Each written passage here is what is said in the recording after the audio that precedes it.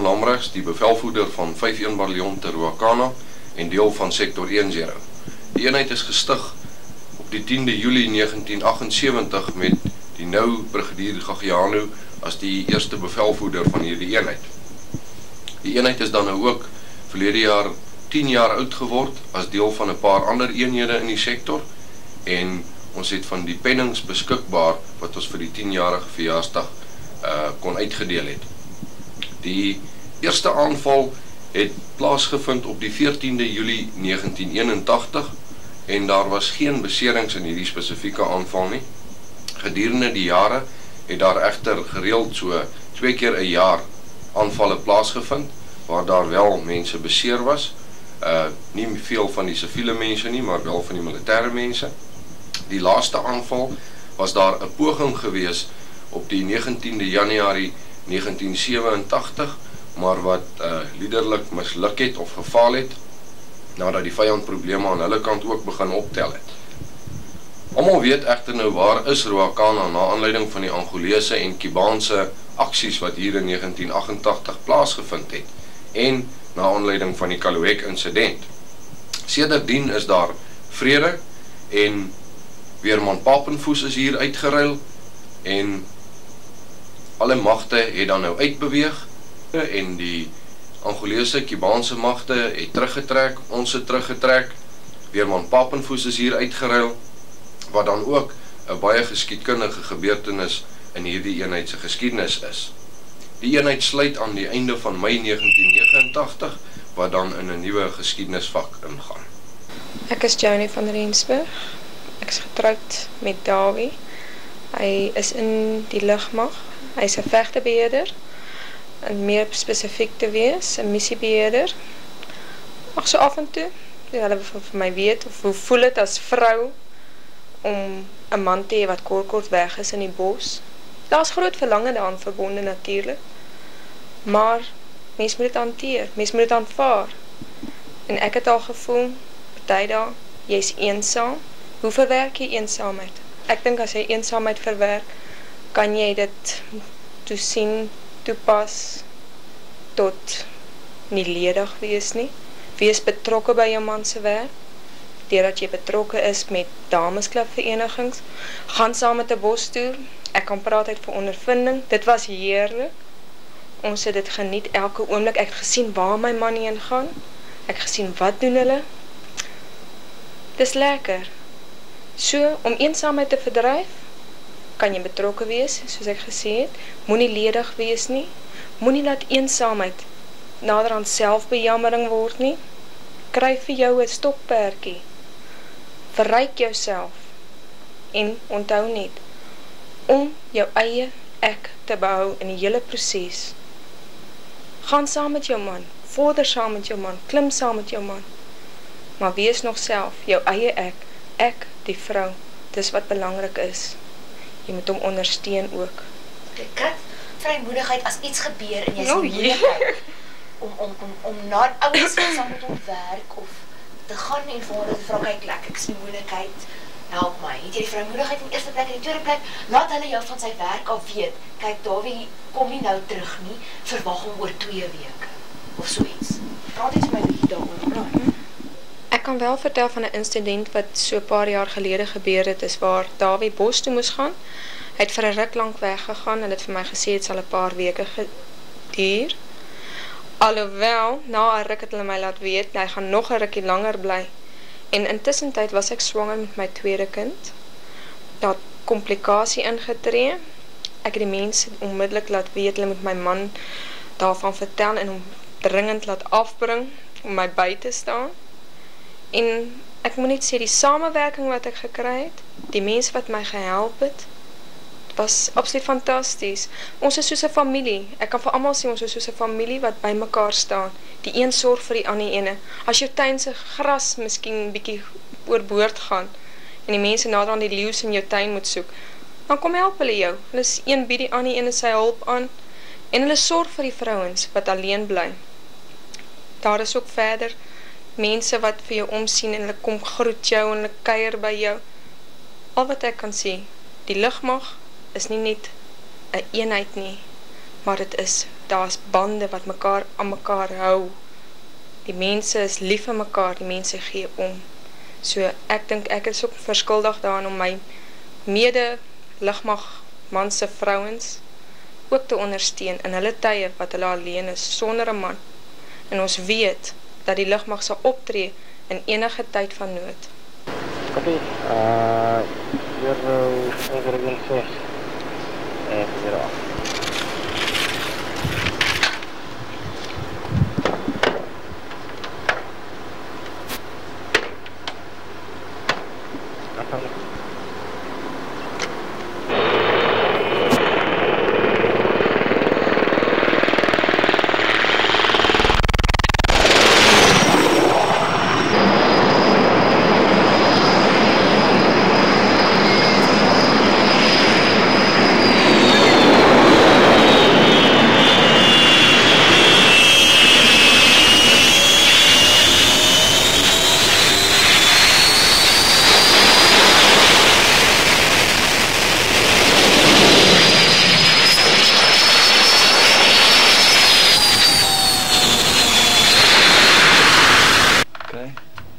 Wildcat, you clear takeoff as required. The surface wind is 330 degrees, 7 knots.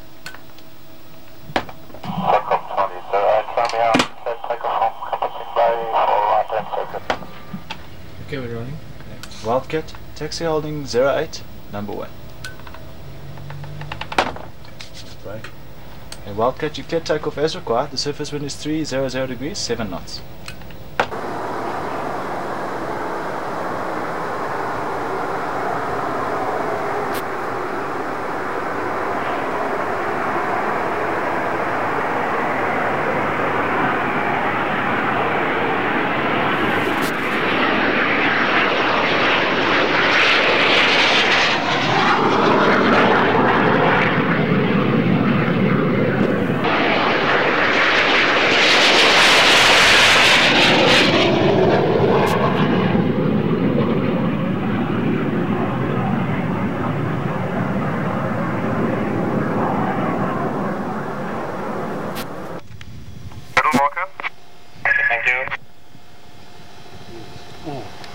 These guys are low.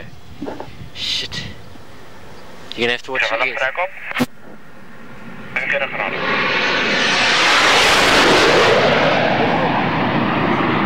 Sharp. Okay, now we've got to move across. Okay, where do you want to go?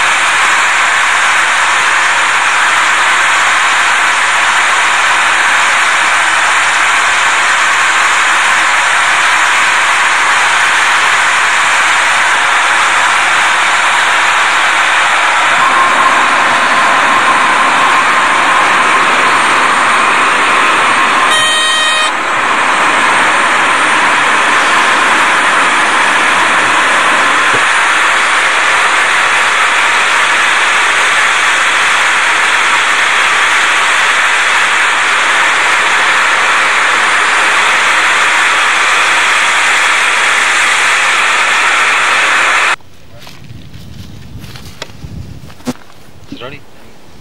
Ja.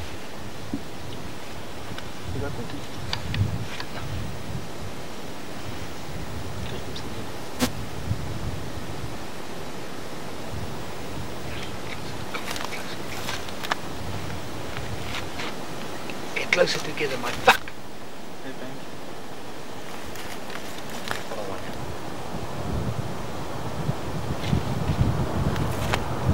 Are you happy with the distance or is it a bit too wide? Let's come closer together. Could you come closer together?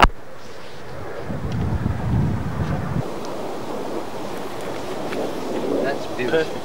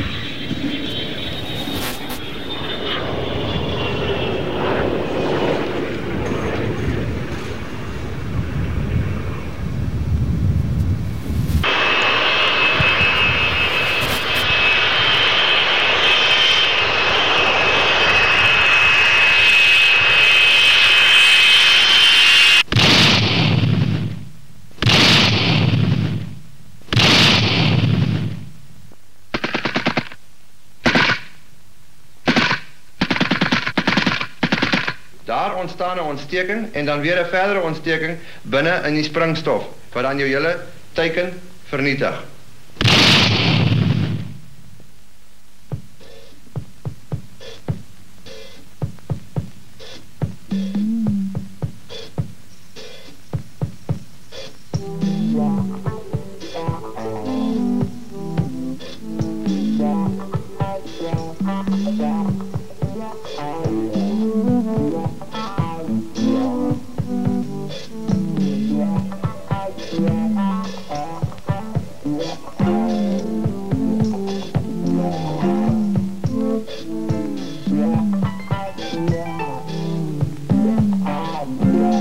Working with explosives means that anything can happen, and often does. So one is taught to be prepared.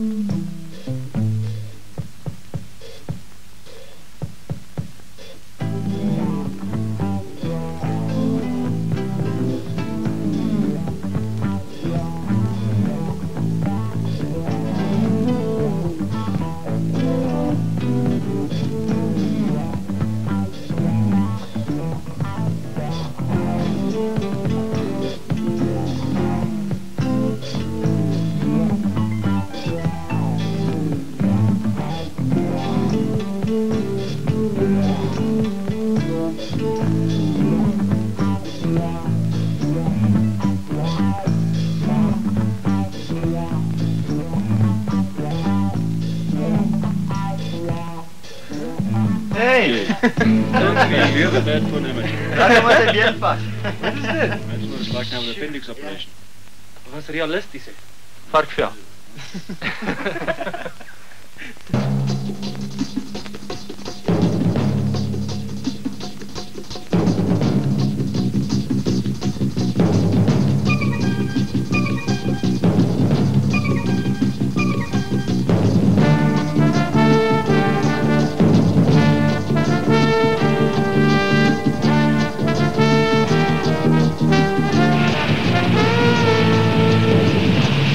The training program has its lighter moments too. Small boat work provides plenty of laughs for those who watch and plenty of action for those who do.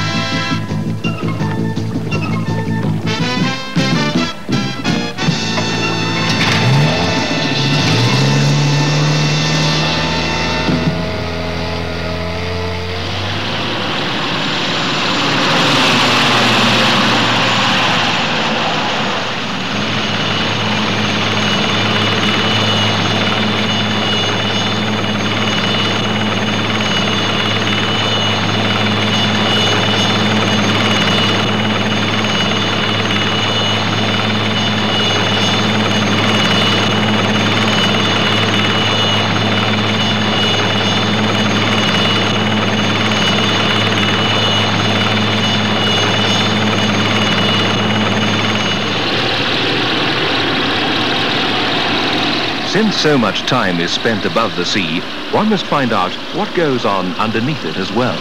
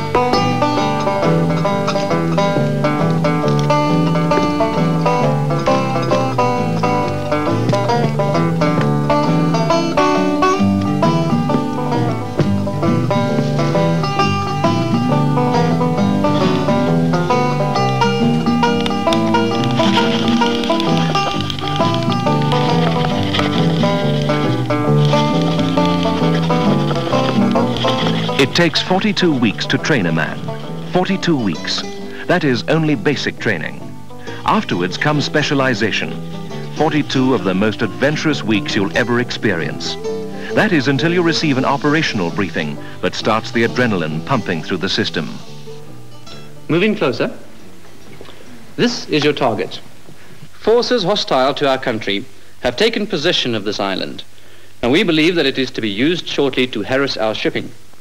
The task is to wreck the island, render the harbour useless, commit such acts of sabotage as are necessary to hinder the enemy in the maintenance of a base of this nature, to take prisoner the commander of the garrison, and to destroy such shipping and installations as may be necessary for the success of this campaign.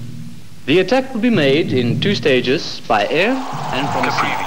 Land of the river god, the Kawando, the Chobe, the Kavango, and this one, the Zambezi. For more than a decade, the watershed on the fringe of an increasingly hostile continent.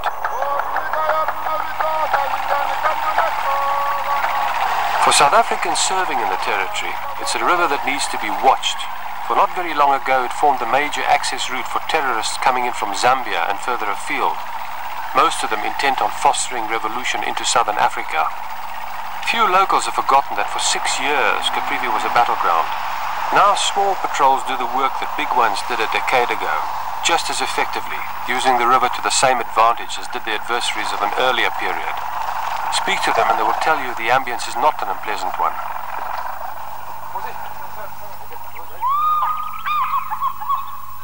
The boundaries of 4 countries come together in the middle of the Zambezi River, just about there. To the north, you've got Zambia. On the south bank, you've got Botswana, and further to the east, Zimbabwe. And we are standing on Caprivi soil, part of Southwest Africa, Namibia. This particular position is heavily fortified. It's been mortared on several occasions from both sides, but the South Africans stay.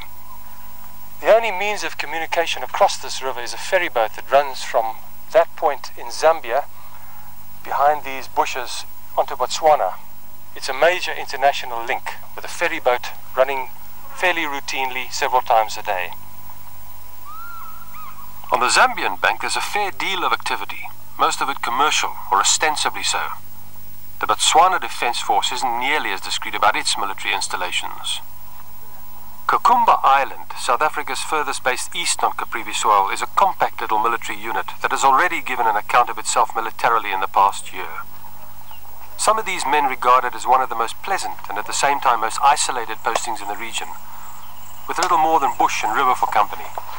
The unit even has its occasional line that comes across the river from Botswana. Focal point of activity, though, is the observation post that tells the South Africans what is happening across the way. Defences are there, aplenty, for when the other side opened fire on Kokumba a few months ago, these were the weapons that answered in kind.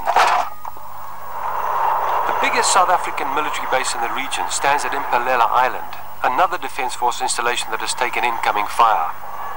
A mortar shell not long ago scored a direct hit on the tower.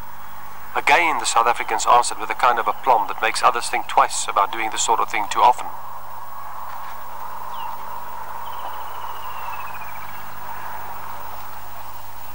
Life in the camp is largely easygoing and uncomplicated, with the men adapting quickly to circumstances. For many, the only diversion from routine is physical. Mpumalanga has its own pool and volleyball court, and competition between teams sometimes fringes on frenzy. The trivia of yesterday's units that spent time at the island is much in evidence. So is base routine, which starts long before dawn each day. The accent is very definitely on self-sufficiency, using solar power for heating and the unit's very elaborate defense structure for protection, even though most will admit that things have been quiet of late. But Caprivi is not entirely orientated to conflict. Perhaps because of its troubles, which resulted in the military authority taking control in 1973, the territory in the interior remains one of the world's last great animal retreats. The diversity of game southwards towards Linyanti, Liambisi, and Nkaza Island, north of the Okavango region of Botswana, can be astonishing. The region contains some of the largest concentrations of red lechwe, as well as isolated pockets of the rare Satatunga, still to be found in Africa.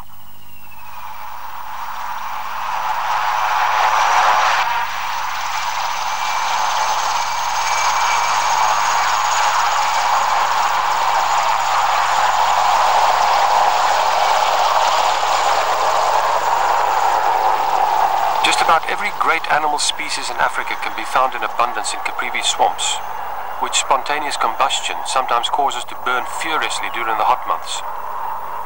There are probably enough hippo and elephant to populate all the world's zoos dozens of times over. There is also the giant Leambezi Lake, a relatively new development in Caprivi which followed the worst rains this century in 1956 and flooded an area the size of some small countries.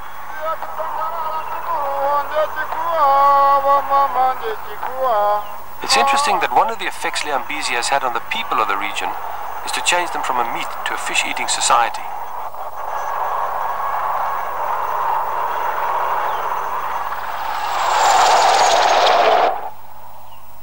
For the white man, the soul of Caprivi is to be found at Shoekmansburg, a tiny settlement on the banks of the Zambezi. For there is more to this untidy collection of huts than initial impressions lead one to believe. Almost 75 years ago, in 1909, the Germans settled this town of Shoekmansburg on the Zambezi. It was the furthest point east that was penetrated by Imperial Germany, and today little of the original settlement remains, excepting for this old house. It was one of three that was built, and this one was used as a jail by the Germans. The village itself is fairly dilapidated. The other two houses have fallen into disrepair. The South Africans have added their contribution by building several structures here, including that clinic over there, which is the biggest structure of its kind for several kilometers on both sides of the river. Insight to what conditions were like before the war, when much of Africa remained impervious to stresses that beset other corners of the globe. It was a graceful, easygoing period, still captured occasionally along one of the great rivers of a turbulent continent. The bush provided many of our needs, and base camp back at Katima the rest. And when we slept, eventually, it was to a symphony of the African night, punctuated occasionally by drums from Zambia across the way. Katima Malilo, the Caprivi capital, is not a big town, even by African standards. Situated anywhere else in the world, it would probably barely have rated a mention. Still, it's the principal settlement of the region, the proverbial melting pot of Caprivi's two main tribes, the Mafwi, who live principally in the west, and the Basubia of the east. Ties with Zambia are close enough at any rate for this man to have been wearing the UNIP Zambian party tie. For it's true that while economic conditions in Zambia remain depressed, many villages in the south of the neighboring territory regularly cross into Caprivi to buy essentials, beer included. Katima Malilo is characterized, in southern Africa at any rate, by its bunkers, the sort that protect locals against enemy mortar and rocket bombardments. The town has come under attack from across the river in the past, and with civilian personnel forming a large proportion of the settlement's population, no one is taking chances. Every house in Katima has its own shelter, which sometimes forms a useful adjunct to the local playpen. Life for the women of the town follows a traditional Afrikaner pattern, with Bible readings for those interested coming to the fore several times a week. For the children, the place is a tropical paradise. Considering the climate, the amount of sport achieved in the soporific heat can only be described with a certain amount of detachment. Katima has its own tennis club, extremely active fishing and boating clubs, and several rugby teams, composed mainly of men from the various units stationed there. They take their sport seriously. The Katima Cup is one of the most hotly contested events of the year. Economically, the region would be in the doldrums were it not for the incredible abundance of tropical hardwoods. The authorities built the sawmill, and much of its output today finds its way to the railhead at Grootfontein, a day or more by road to the west.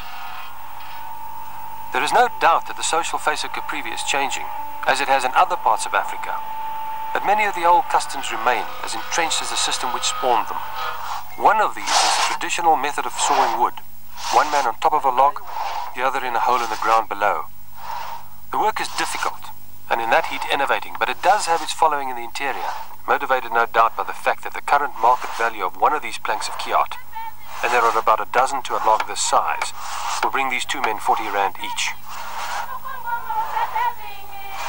Their village nearby is no different to hundreds of other Caprivi settlements in the interior. Children are there in abundance, so are the elders. But the big event of the week is still beer, brewed in this part of the country in 44-gallon drums. The war in Caprivi started at 2 o'clock in the afternoon of the 18th of May 1967.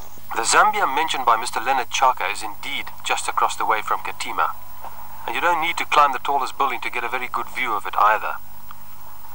For its part, Katima could be 1,000 kilometers from the operational area, for the pace of life in the main military base is far less intense than it is in Ivombo, a good few hours flying time to the west.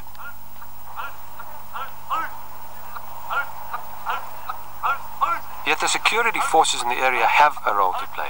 Even the most sanguine observer accepts that were the South Africans to pull out tomorrow, their presence would be replaced within a week by that of SWAPO.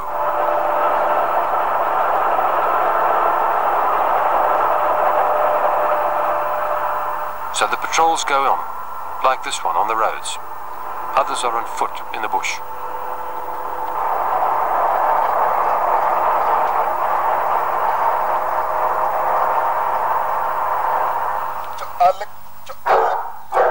The South African police are also active. They and their South West African counterparts run a fairly substantial training base at this camp just outside Katima. There's nothing subtle about the training. These men are being prepared for the kind of problems which beset the Caprivi not very long ago. Get your own target in your own time. Fire! In bushcraft, counteraction and patrols, these men are taught to be equally adept should they find themselves in a tight spot. For there are no half measures in any kind of insurgency conflict.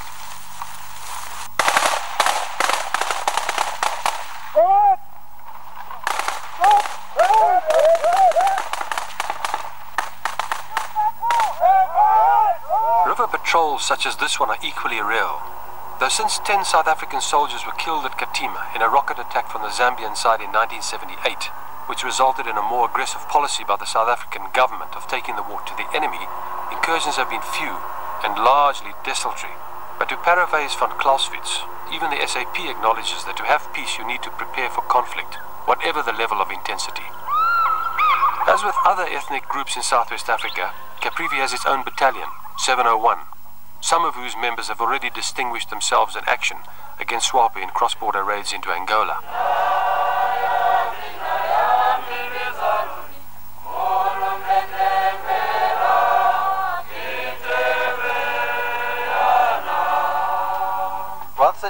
and 134. The recruiting process goes on intermittently throughout the year, and judging by the reaction when we were there, supply outstripped demand by something like 10 to 1. The battalion was looking for about 70 good men. There were almost 700 applications for these positions last December.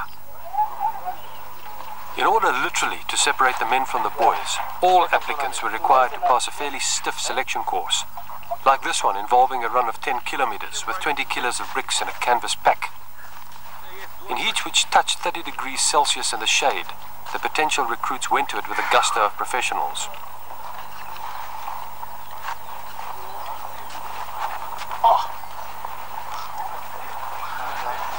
Not everybody finished. The number 39 here came in first. Number 39. These were the first dozen to come in. And if they fare as well in other tests, they will be fighting men within a year, though some, in their enthusiasm to win through, will carry the occasional scar to prove their perseverance.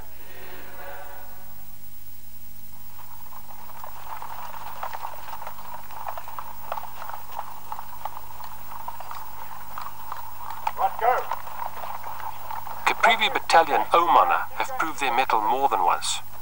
Their assault course is equivalent to anything experienced by South African troopies under training. Smart, aggressive, willing, they know the pace and what is expected of them. Before we arrived, these men had been practicing all morning, but they had no compunction in completing the route once more for our benefit. Apparently the course is a cinch for someone in reasonable physical condition. It's the snakes in some of the tunnels they have to crawl through that present real problems. In the final phase of training, this assault course is completed with live ammunition being fired over the heads of participants. Apparently, then the course is finished in about half the time it takes in routine training. It doesn't take long to establish traditions. It's maintaining them that matters most.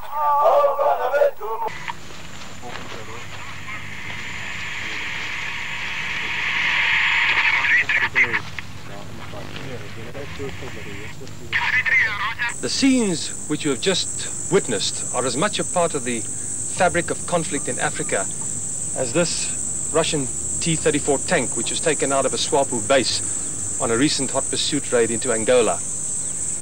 In any war, there are people killed, wounded, prisoners taken. So it was with this particular operation. It was different because it took South African forces probably deeper into Angola than any other similar operation of its kind in recent years. It was classified as a long-range attack group, and it struck deep at SWAPO bases, several hundred kilometers into the interior, totally dislocating SWAPO logistics for some time to come.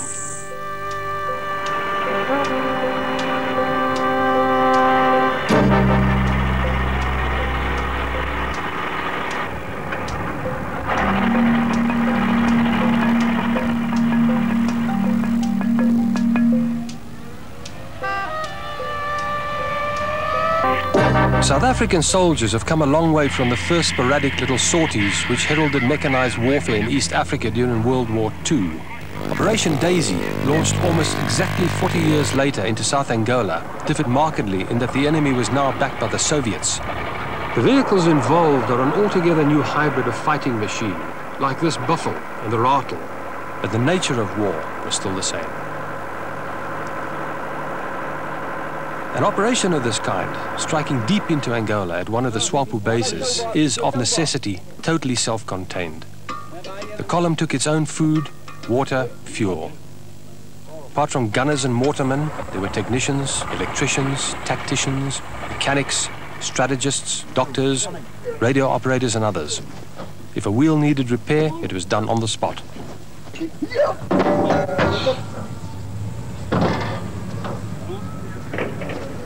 Momentum was always forward, towards the target area which we knew would take us several days into Angola through previously uncharted territory. We knew where the enemy was. What we didn't know was what we would encounter en route. The uncertainty only enhanced the excitement. It added to the immediacy of a drama unfolding around us, which was heightened by the fact that when stretched out in a single moving column, we were extended over a distance of 40 kilometers at any one time in South Angola. The question I constantly asked was how they could not know we were there.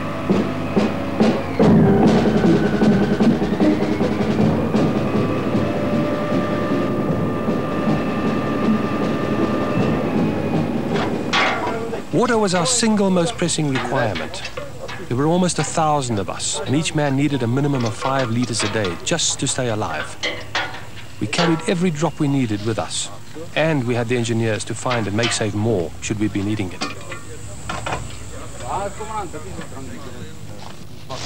Come evening, and the routine was the same each of the 10 nights I spent with the column. Vehicles would stop, camouflage nets rolled out, and their crews would spend an hour making ready for the night. There were no half measures in enemy territory.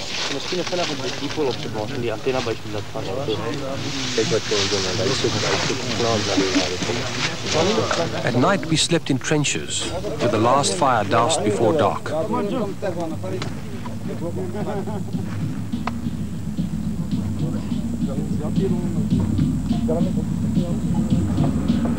The day started before sunup in a country made more beautiful by some of the most magnificent sunrises on any continent.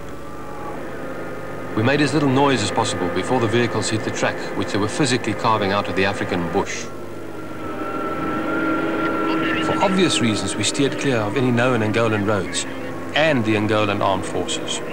We had 4 days of travel ahead of us, and by the time we struck the target area, we intended it to be a surprise. What these technicians already knew in theory was supplemented by experience in an extremely difficult country. There were breakdowns, enough of them to keep a fair-sized garage busy around the clock.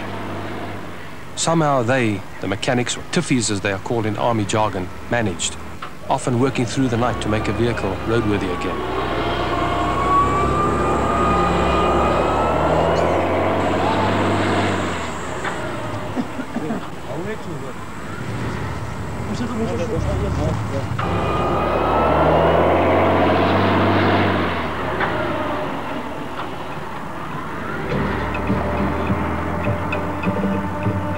What should have been an incredibly tedious operation, moving in tandem through a remote and isolated region, was, in fact, nothing of the kind. There was always something happening, though dust and dirt presented its own problems to the exposed.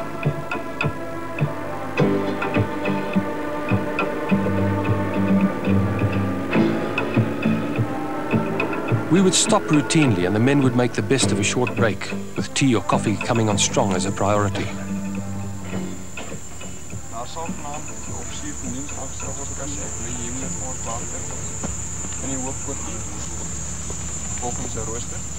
We ate when we felt like it, usually rations in tins which required burying before the column moved on again. We at least had food. The first group of locals we encountered on our second day into Angola were a scraggly lot, mostly refugees who'd been displaced from their homes by bands of marauding SWAPO insurgents who'd been driven north. There was no time for formalities. These were unfortunates, and it was clear they appreciated our sparse offerings. The country changed gradually as we penetrated deeper into the target territory. We had left behind a region decimated by drought. This quickly gave way to a more verdant terrain, though the dust never became an acceptable way of life.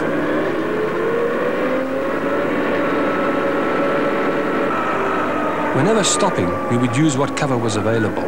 This became easier the further north we moved. Eventually, it was possible to secrete the entire column in bush at short notice when there was a possibility of detection, usually from the air.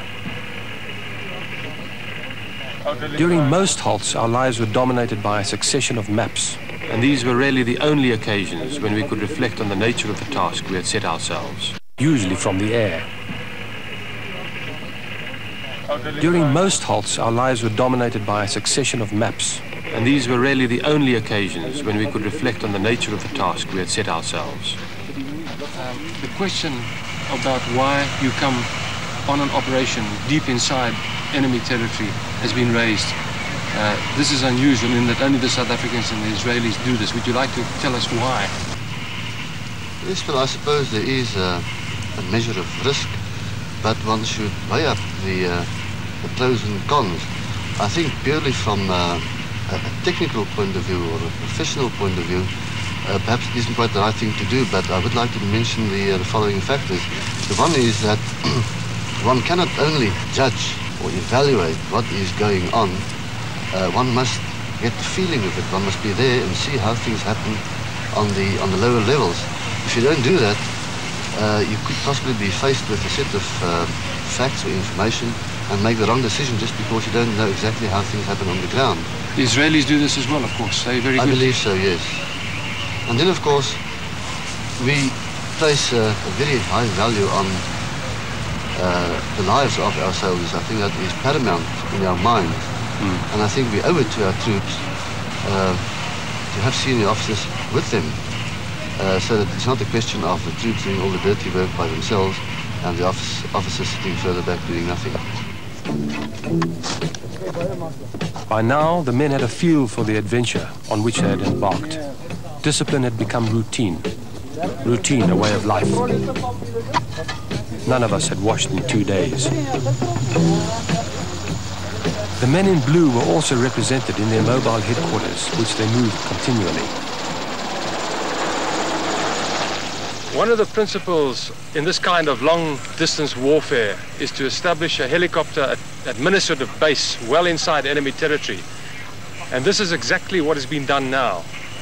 Behind me is the headquarters, and around all the paraphernalia of war, such as they are today in a modern Africa. It's a sophisticated, extremely complex operation, and it appears, as we've seen so far, to have caught them unawares. Just how sophisticated our telecommunications structure was can be gleaned from the contents of one of the armored vehicles. An entire electronics telex system had been installed, which relayed and received much of the information on which our column ultimately acted.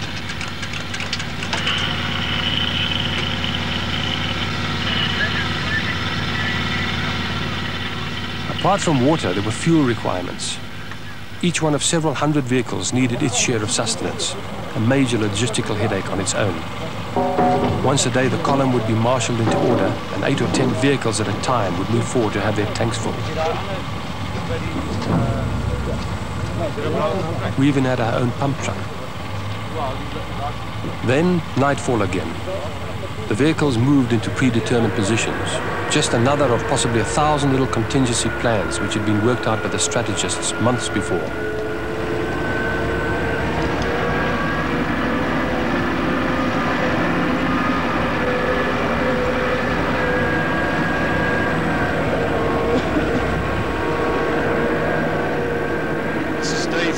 evening. We've been traveling for 3 days and we've got this far, several hundred kilometers into Angola without being detected. We leave this position at 3 o'clock in the morning and we'll hit the enemy shortly after breakfast. This camp that you see here, Lager Formation, is one of 3 in the area that the South Africans have established for the purpose of night protection. The men dig in and they sleep near to their weapons. Every one of us was aware that the following day would bring action. Once settled into position for the night, Rattle crews prepared their weapons for war. Ammunition was unloaded and cleaned, machine gun belts cleared of dust and individual weapons stripped and oiled.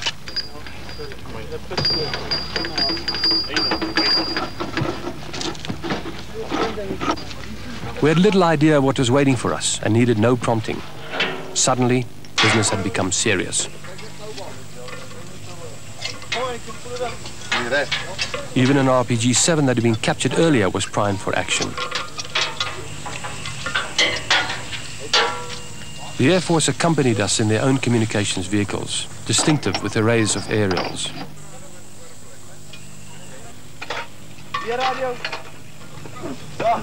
And though it was the last night before we would make contact, routines differed only marginally. Dirty as they were, some preferred clean clothes. Others shook out their sleeping bags. We moved out long before it was light, but did have the opportunity to have something hot prior to the onslaught. At this time, tension was almost tangible, but most of the youngsters managed to laugh, even when the camera intruded in their final moments of pre-battle privacy.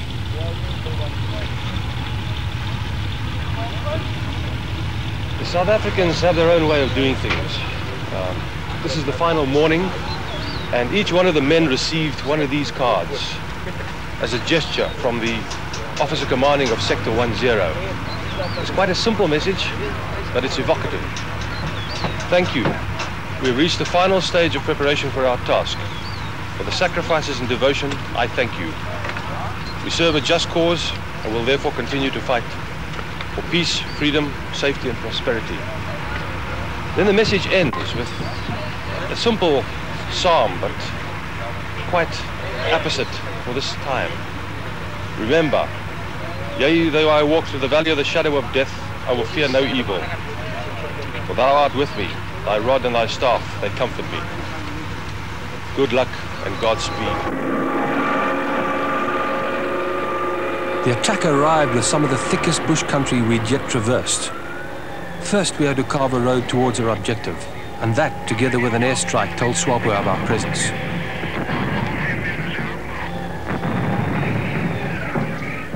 There was no resistance. The only sounds came from our engines and radio crackle.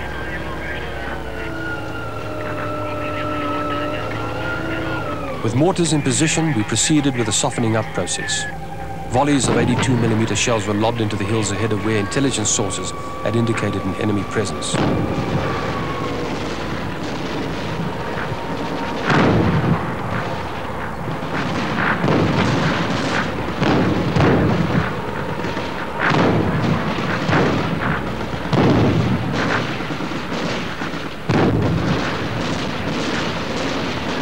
Around both flanks, rifles closed into previously demarcated objectives. But with a camp stretched out over a vast area, it was not surprising that we lacked opposition.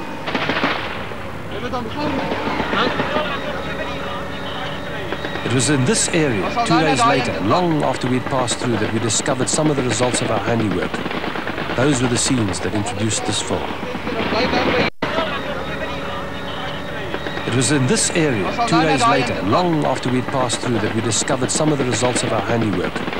Those were the scenes that introduced this film.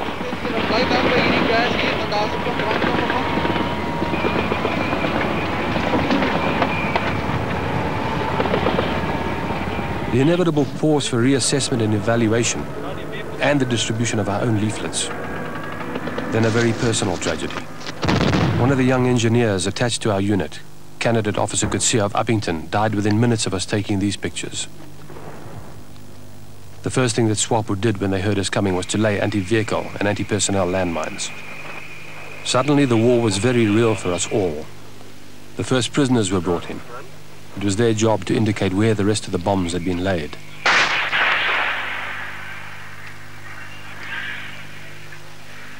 In the rest of the camp there were definite indications of habitation. A food cache.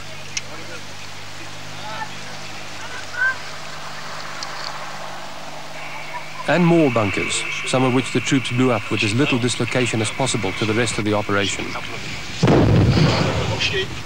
Acres of underground installations demanded prompt action from dozens of search and destroy teams. Those bunkers which did not contain ammunition were also blown. Experience had taught that terrorists sometimes linger below ground until the attackers had passed.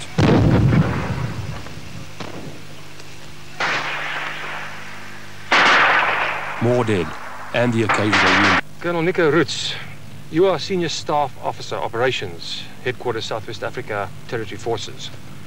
I understand what you're trying to achieve in a long-range penetration operation of this nature.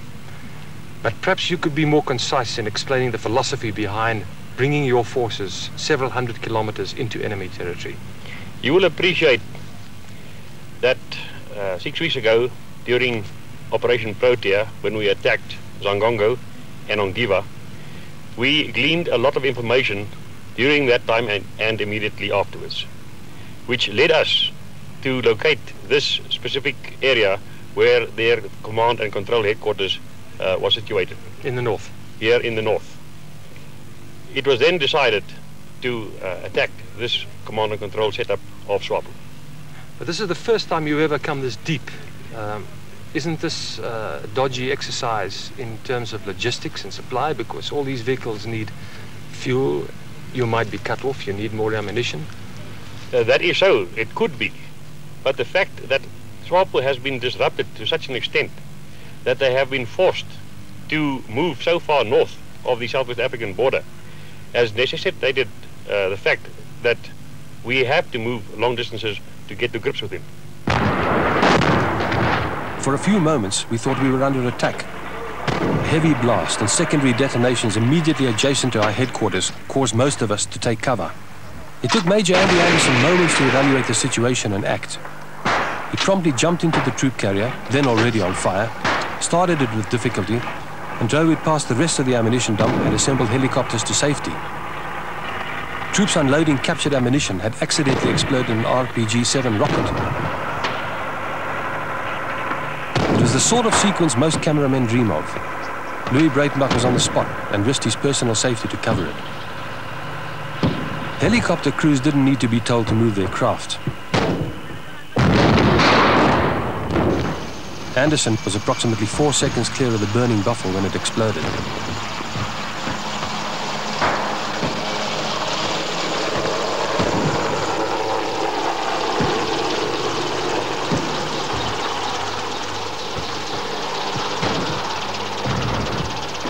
Major Anderson, you're the man that jumped into this burning truck. And the question is, what possesses a man to get into a burning ammunition truck and drive it away to safety? Well, it was standing near our vehicles and near the troops, and it was just the thing to do. I didn't think about it. With a helicopter administrative base established, order groups were regular events several times each day. Here we were given news of other theatres of military activity. Good morning, gentlemen. We're at D+6. Our order group for this morning, we're going to start off with the air briefing. I suppose all of you have heard about the dogfight which took place involving a Russian-built MiG-21, supposedly flown by Cuban pilots. The situation now has escalated slightly, so I think, generally speaking, we must be prepared. We have made our move this morning, which I think was a good move. Whether it is going to prove that it was in fact necessary is merely a supposition. We'll see in a couple of days' time whether it was worth our while. The air war in our immediate vicinity was crucial to the outcome of the operation throughout an extremely inhospitable terrain. Troops, ammunition, supplies were ferried in. Occasionally there was a casevac out. The most precious commodity of all for outlying patrols and stopper groups was water. In other sectors, conflict went on. SWAPO's installations in the area stretched over approximately 60 square kilometers, and frontal attacks on suspected positions became an almost daily routine. One of the biggest attacks occurred on a base almost 12 hours travel from our initial target. It happened quite suddenly.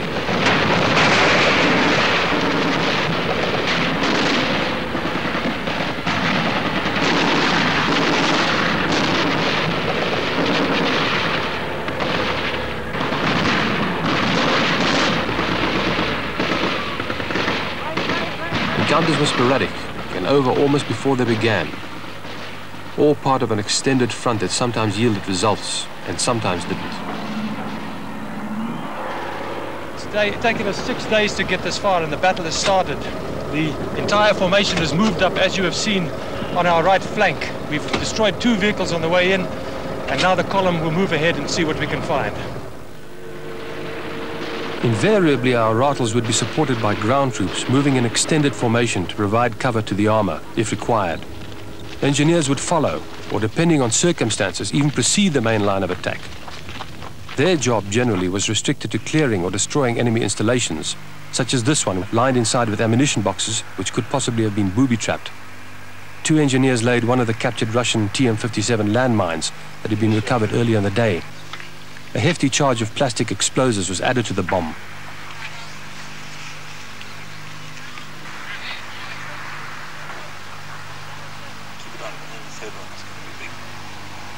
No one was taking chances. And when it came, the effect was quite dramatic.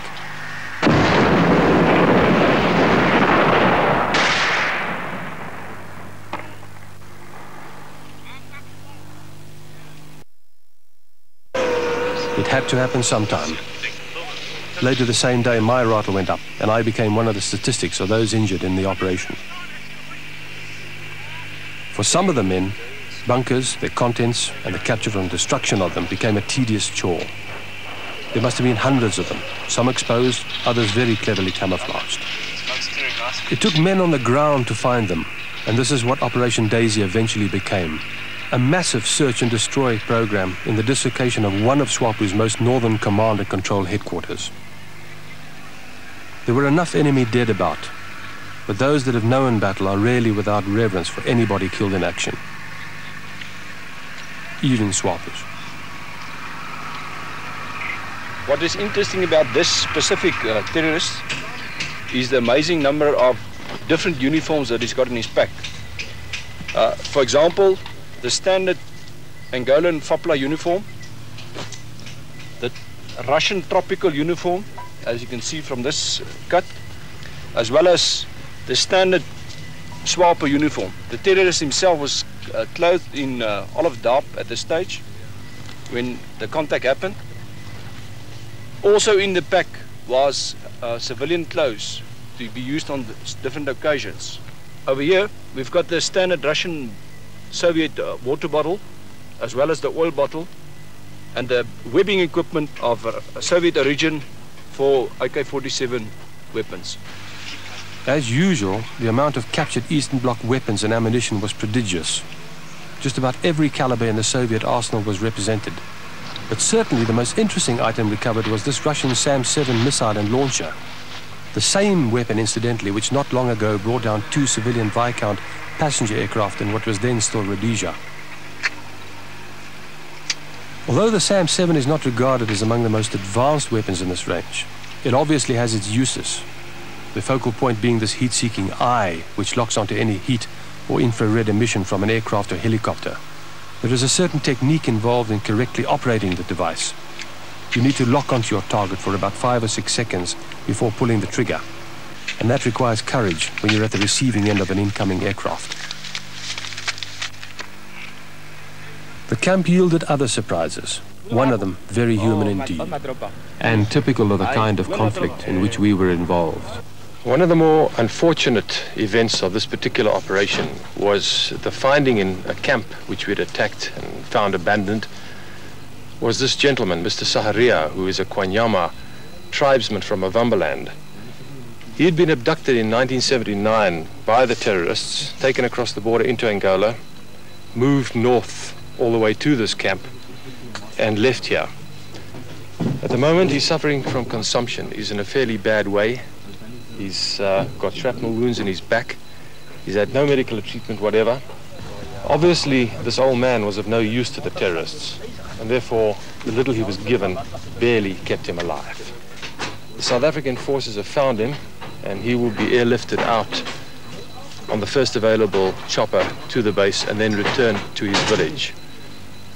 Mr. Saharia is not an isolated case. There are many like this. The younger ones seem to do better than the older ones for obvious reasons. But the one comfort he will have is that he will die among his people.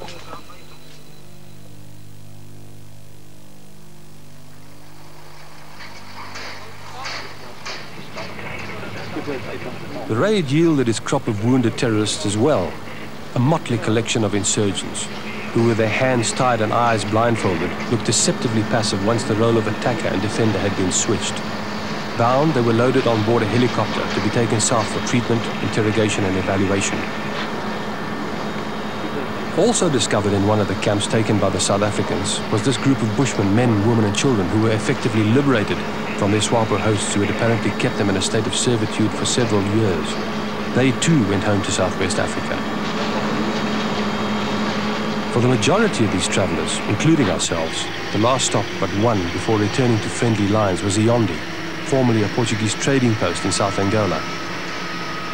At that stage of the operation, Iondi was a transit base for lines closer to the front. It was here that all wounded prisoners were taken for more effective medical handling.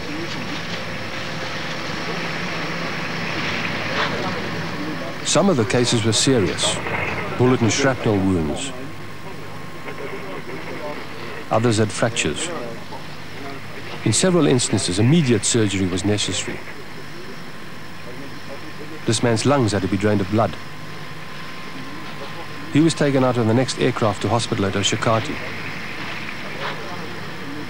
Also on board was another traveller, whose overall condition could not have been very much better than the worst of those wounded in battle. Mr. Saharia was making his first flight.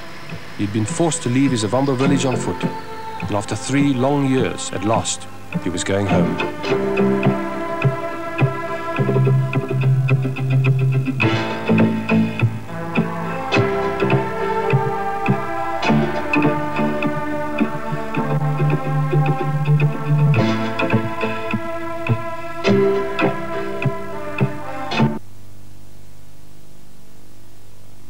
Mense beweeg om die perron op platform 2. Kom, beweeg. Young South Africans don't just vote for the national government, they fight for it. All whites now do 2 years military service on the borders. The government says the communist threat they've talked about all these years is now on the doorstep, and to go to war in defense of their South Africa is simple patriotism.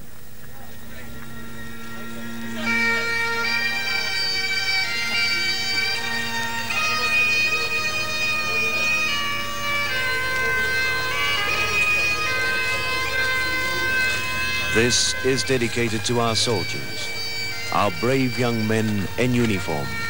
We salute you.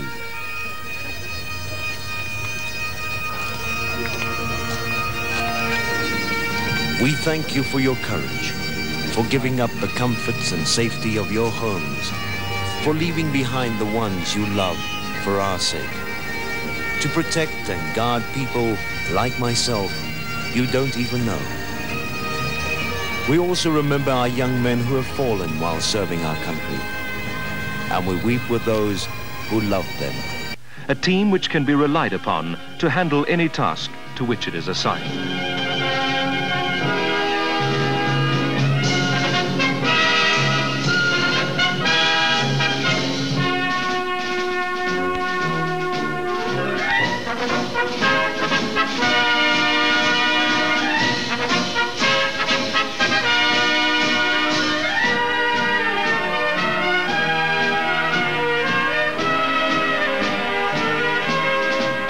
The knowledge that one can be relied upon to perform a specialized task efficiently, that there are others who rely on your judgment, leadership, and example, regardless of age or rank, as much as you rely upon them, gives one a sense of personal satisfaction and pride.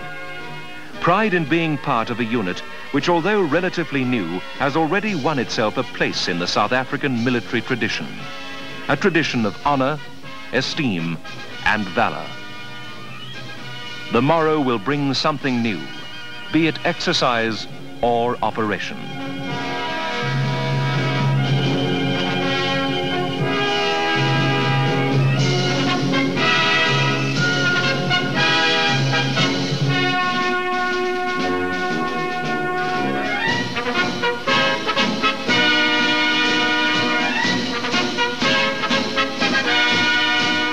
Perhaps you'll come to hear about it and envy them for being there where the action is. But there again, perhaps you won't hear about it because their work is vital and their methods unconventional and secret. Perhaps you won't hear about it because the men of the Reconnaissance Commando don't talk about the really important things they do. For they believe, too, that actions do speak louder than words.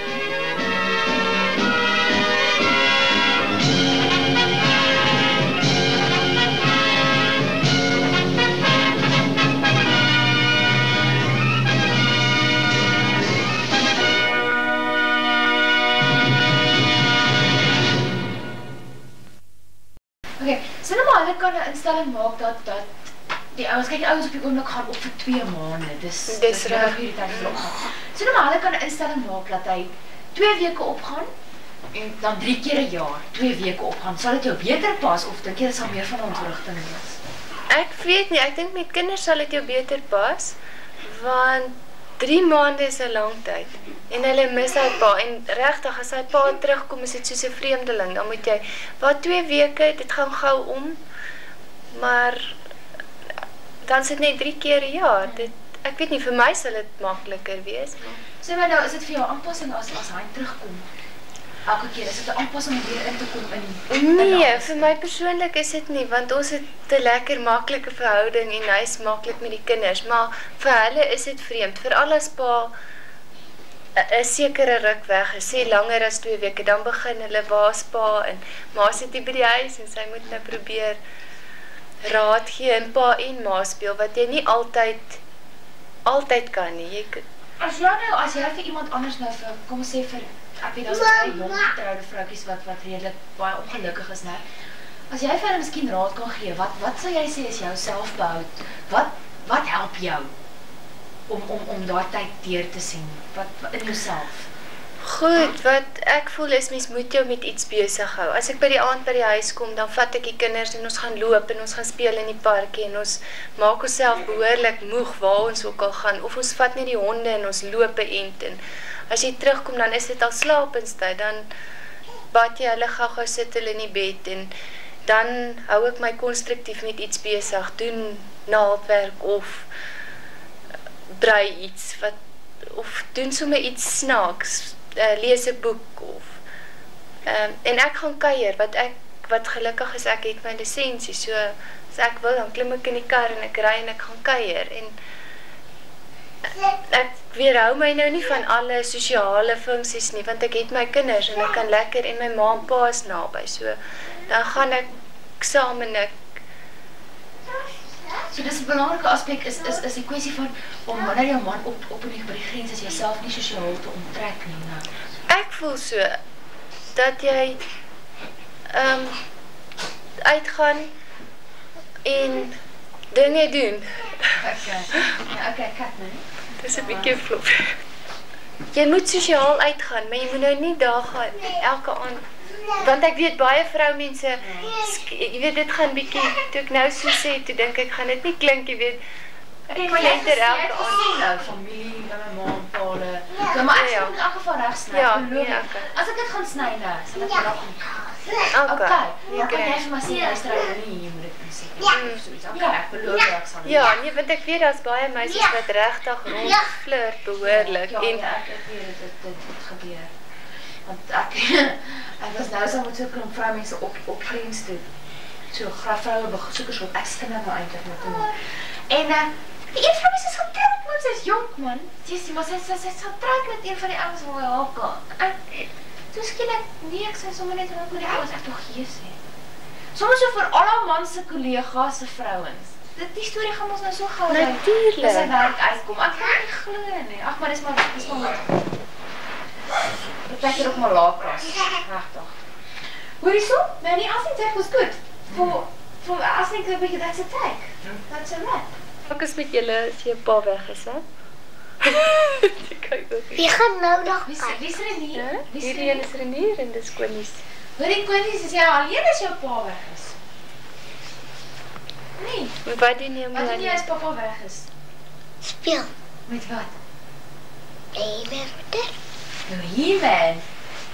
En Renier, wat doen hy as papa weg is? Hy speel met sy teddies. Sy met sy teddies? Ja. Is jy lief vir jou papa? Ja. Die gesien. Ek het nou van Poetie gesien. Renier, wil jy nie koes sit nie? Ek wil ook nie. Ag nee mans. Ek wil ook nie draf. Kus sit. Nee, ek gaan ook sit. Ja, sy, kyk daar is die TV, hoor. Kyk daar is sy, wie's daar? Daar is nie. Daar is sy nie. Kom maar nou met jy skool toe. Uitvind. Sê blokkies. Haas hulle. Daar sy.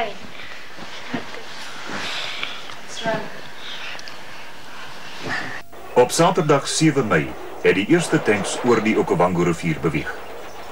Die laaste deel van die terugbeweging het begin.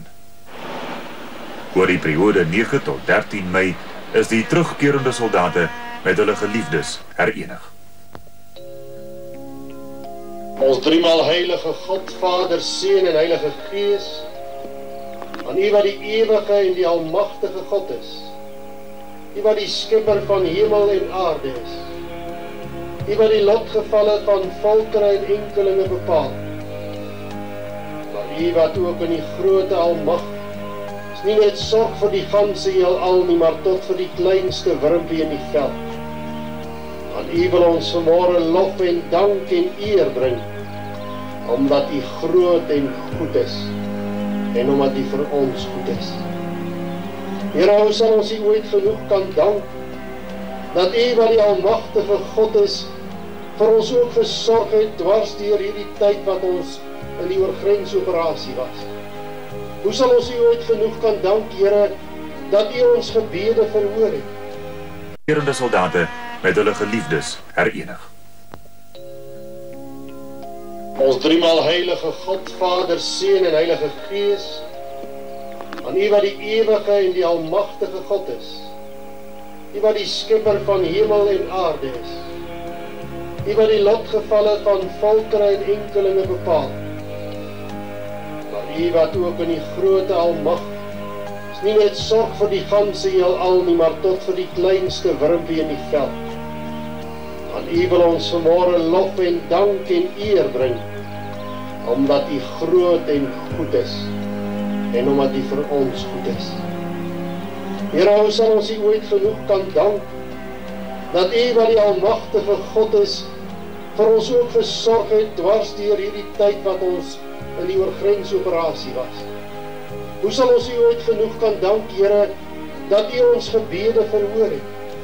Baie keer het ons bely, Here, het ons nie eers voor die tyd gebid. En tog het ons geweet toe ons nie nood was, waar ons krag en waar ons hulp lê. Ons wil vir U baie dankie sê, Here, dat U vir ons veilig gelei het, toe die miks oor ons heen gevlieg het, toe daar bomme gebars het, toe daar gevare ons op die pad bedreig het. Ons wil vir U baie dankie sê, Here, dat U ons bewaar het van siekte, van dood. Ons wil vir U baie dankie sê, dat U vir ons gesondheid en krag gegee het. Dat U vir ons gebring het op hier. Die oomblik voordat ons gaan huis toe gaan. Ons dankie, Here, dat U ook met ons dierbares was. Ons dankie dat hulle ook angstig wag op ons terugkoms. Ons dankie vir hulle gebede. En ons dankie vir hulle liefde wat ook vir ons kon dra deur hierdie tyd. En ons wil vra, Here, dat U vir ons ryklik sal seën, ook op ons pad huis toe. Dat U ons nog verder sal bewaar.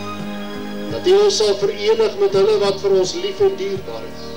En dat daar vreugde en blydskap sal wees, omdat U ons God is. Maar Here, die meeste van alles wil ons vir U dankie sê, dat U ook ons verlosser is, dat U bereid was om te sterwe aan die kruis vir ons sondes, sodat ons kan lewe. En as ons dan so maklik kan vergeet, soos hier die ander 9, Here, help vir ons om nie te vergeet nie, maar dat ons ook in dankbaarheid vir U sal dankie sê wanneer ons thuis kom. En dat ons sal dankie sê deur ons lewe, deur ons woorde, deur ons optrede. Ons sê vir U baie dankie, Here, vir elkeen wat meegewerk het om ook die swaar kry ligter te maak.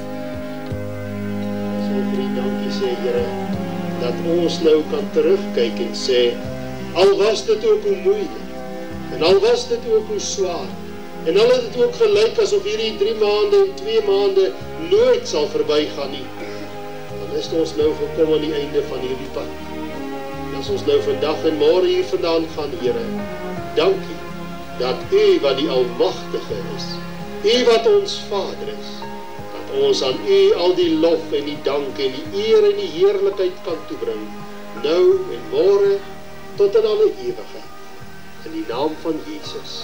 Amen.